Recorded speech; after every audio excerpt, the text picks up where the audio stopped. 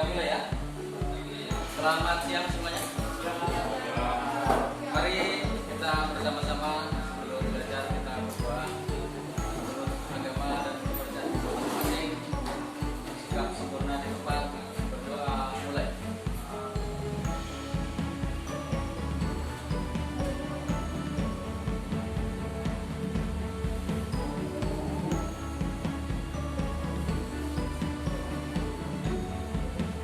Berdoa selesai. Baik, teman-teman yang berbahagia, mungkin ada yang tidak berbahagia, sama harus tetap semangat walaupun jam-jamnya sudah melewati jam siang atau tapi kita harus tetap semangat. Nah, sebelum kita belajar, saya minta jangan kita dulu ada 5 soal.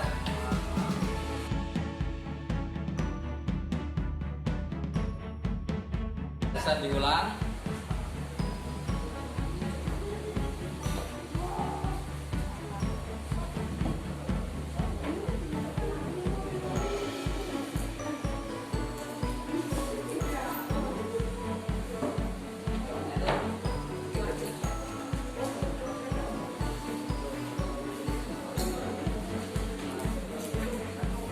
Sambil menunggu, kita cek Alexandrio, Pak Alfian, Andi Lukman, Ari Sapiansa, Artika, Arya Dira, Azri, Desi, Devia, Dira, Dina, Eli Dwi, Karmalino. Saya mohon kita bersama-sama menjaga kebersihan lingkungan. Jangan lupa kalau ada sesuatu yang kotor itu dibersihkan, baik di rumah, baik di mana saja. Kalau ada sesuatu yang kotor itu supaya dibersihkan. Nah, sebelum kita belajar, tadi kita sudah pretest. Silakan kalau yang sudah selesai klik leaderboard, kemudian masukkan nama Anda. Nanti untuk mengetahui siapa sih yang nomor 1. Ya. Oke, kalau sudah, hari ini kita akan belajar. Jadi setelah mengikuti pembelajaran kali ini, kalian bisa membuat sebuah video presentasi yang tadi sudah dicoba oleh teman-teman dari kelas 11 IPA 1. Jadi mereka bisa membuat video presentasi. Jadi kalian nanti presentasi di sini, panggil satu-satu. Ya, kalian presentasi, kalian akan terekam menggunakan aplikasi Webcam. Jadi intinya adalah Anda itu cuma membaca presentasi saja. Syukur-syukur bisa menjelaskan, ya. Syukur-syukur bisa menjelaskan. Nah, makanya agar bisa menjelaskan, kita nanti akan melakukan literasi dengan saya pandu. Jadi ada sebuah teka-teki berbentuk anagram. Anagram itu kalian sempurnakan sehingga akan menjadi tampak bahwa ada sebuah istilah penting yang kita dapatkan. Ya.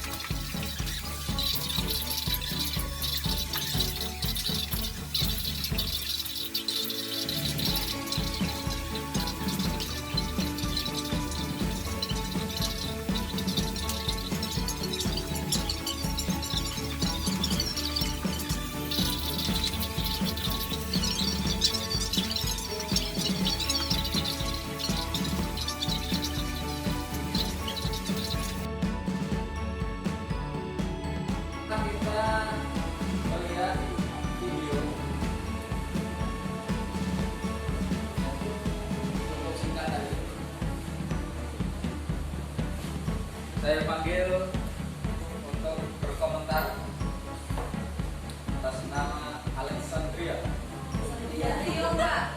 Alexandrio. Alex. Namanya keren, Alex. Rambutnya itu harus dipotong, dirapikan. Apalagi nanti mau penilaian akhir semester, ya kan? Alex, informasi apa yang kamu peroleh setelah melihat video tadi? Pembangunan jalan. Siapa yang bangun? Pembangunan jalan. Siapa yang bangun tadi? Tidak mengatakan pemerintah. Pemerintah mana?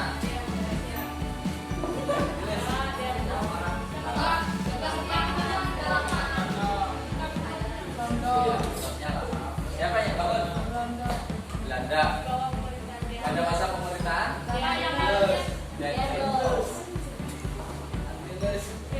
Daendels itu seorang apa?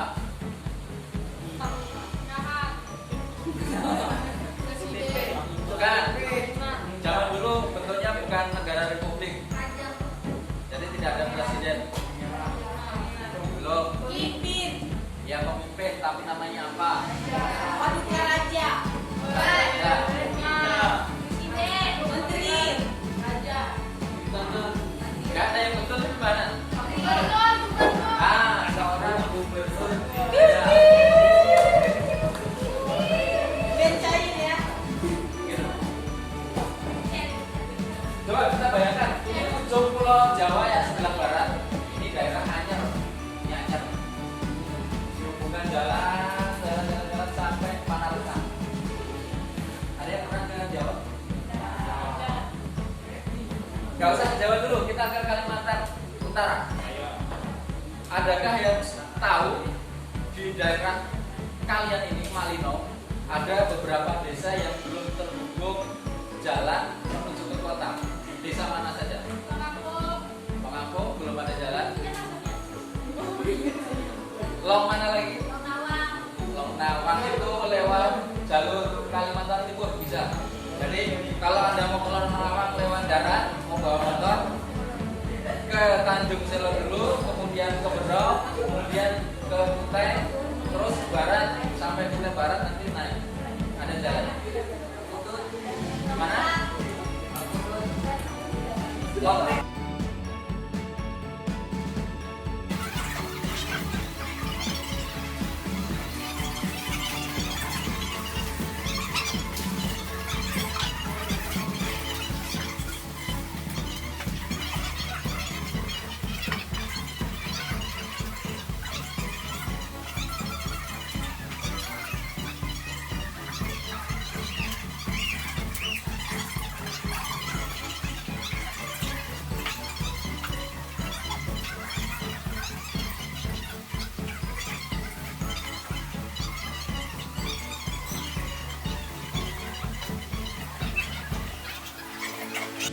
Perkenalkan, nama saya Ciumitra Fardia Tambarura dan di sini saya akan mempresentasikan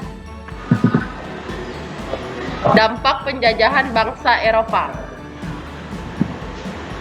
Yang pertama, dampak penjajahan di bidang politik. Daendels dan Raffles meletakkan dasar pemerintah modern dengan menerapkan gaji sebagai pegawai negeri. Yang kedua, Belanda dan Inggris melakukan intervensi terhadap kerajaan. Dan kemudian hukum adat diubah menggunakan hukum barat modern. Dan yang keempat, kebijakan raja dicampuri oleh Belanda. Dan yang kelima, penerapan politik Pax Nederlandika pada abad ke-19 menjadikan Jawa sebagai pusat pemerintahan. Dan yang terakhir yaitu penerapan ajaran trias politika dalam pemerintahan. Kemudian dampak penjajahan di bidang ekonomi. Yang pertama, monopoli perdagangan menyebabkan persaingan dagang yang tidak sehat. Yang kedua, perekonomian bergeser dari pertanian menjadi perkebunan. Dan yang ketiga, rakyat dipaksa menyerahkan hasil pertanian sebagai pajak hasil bumi. Dan yang keempat, penerapan kultur stelsel menyebabkan adanya jenis tanaman baru. Dan yang kelima, munculnya kota-kota baru di sekitar perusahaan-perusahaan Belanda. Dan yang terakhir, dikenalnya sistem ekonomi uang. Kemudian di bidang sosial, monopoli perdagangan menyebabkan persaingan dagang yang tidak sehat. Yang kedua, perekonomian bergeser dari pertanian menjadi perkebunan. Yang ketiga, rakyat dipaksa menyerahkan hasil pertanian sebagai pajak hasil bumi. Yang keempat, penerapan kultur stelsel yang menyebabkan adanya jenis tanaman baru. Yang kelima, munculnya kota-kota baru di sekitar perusahaan Belanda. Dan yang terakhir, dikenalnya sistem ekonomi uang. Kemudian terakhir, dampak penjajahan di bidang pendidikan. Yang pertama, munculnya golongan-golongan terpelajar di Indonesia. Yang kedua, bangsa Indonesia bisa membaca dan menulis sehingga dapat menjadi tenaga-tenaga kerja di perusahaan Belanda. Dan yang ketiga, bangsa Indonesia menjadi tahu perkembangan yang terjadi di dunia luar. Baiklah, sekian presentasi dari saya tentang dampak penjajahan di Indonesia. Sekian dan terima kasih. Selamat pagi. Pagi, luar biasa.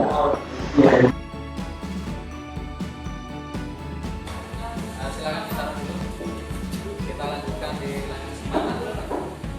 Sayangnya masih ada waktu. Sebelumnya saya review dulu.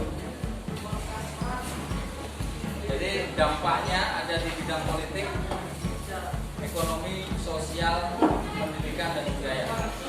Jadi untuk di bidang politik, karena Belanda melaksanakan sistem indirect rule atau pemerintahan secara tidak langsung yang menggunakan para raja sebagai penguasa lokal untuk menekan masyarakat, mengakibatkan banyak hal.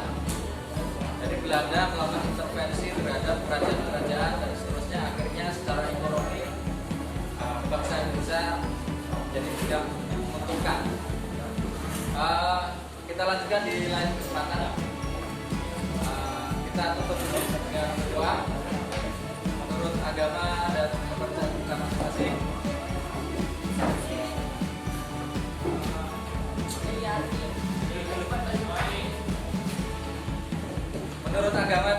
kita masing-masing, sikap sempurna di tempat